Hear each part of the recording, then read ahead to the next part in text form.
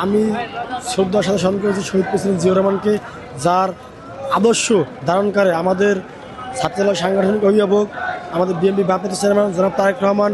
সেই আদর্শ ধারণ করেই এখন পর্যন্ত তার সকল কার্যক্রম এবং ব্যক্তিগত লাইফে সব কিছু পরিচালনা করছে। দেখেন, আপনি অল্প কিছুদিন আগে আমাদের একটা মানে ছবি তারেক রহমান ভাইরাল হয়েছে যে সে এই জুলাই গণঅভ্যুত্থানের পরে 4 থেকে 5 মাস আগে আপনি দেখবেন যে আপনার একটা বেল্ট 4-5 জায়গা ছিদ্র।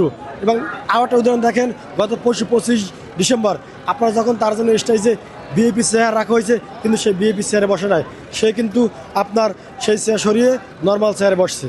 আমি মনে করি তারেক রহমানের সেই উদার মনোভাব এখনও সেই 2002 সাল থেকে সেই এখন বর্তমান দেখেন এখনও সেই তার বিদেশে বিদ্যমান আছে। এবং আমি মনে করি তারেক রহমান যে কয়দিন আপনার রাজনীতি থাকবেন এবং আমি মনে করি যতদিন জীবিত থাকবেন ততদিন জিয়া রহমান আদর্শকে ধারণ করে লালন করে সে তার রাজনীতি লাইফ ব্যক্তিগত লাইফ পরিচালনা করবে বলে আমি মনে করি।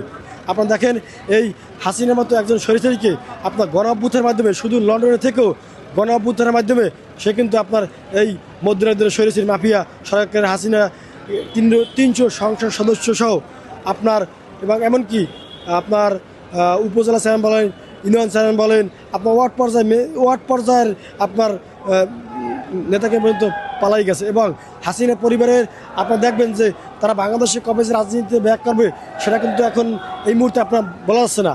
আর দেখবেন যে এখনও কিন্তু হাসিনা এই যে জুলাই গণঅভ্যুত্থানে এবং এই ৭৭ বিডিআর বিদ্রোহের সময় যে হত্যাকাণ্ড ঘটিয়েছে, তারা কিন্তু সেটাকে আপনার সেই সম্পর্কে মানে অনুশোচনা বলেন, ক্ষমা বলেন, দেখুন তারা কিন্তু এখনও পুতিন সেটা রাজনীতি করছে। দেখেন তার তালিকা দেখেন, এই জুলাই আন্দোলনের যে কজন ছাত্রনেতা আপনার জাতীয় রাজনীতিতে মানে ফোকাস এসে তার ভিতরে শহীদ ওসমান হাদি অন্যতম।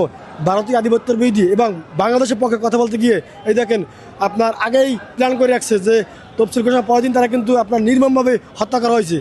এবং সেই ছেলে কিন্তু আপনার ছাত্রলীগের আপনার দায়িত্বে, তার বাড়িতে আপনার পটুয়াখালী বাউফলে এবং সে স্বরাষ্ট্রমন্ত্রীর কাছের লোক।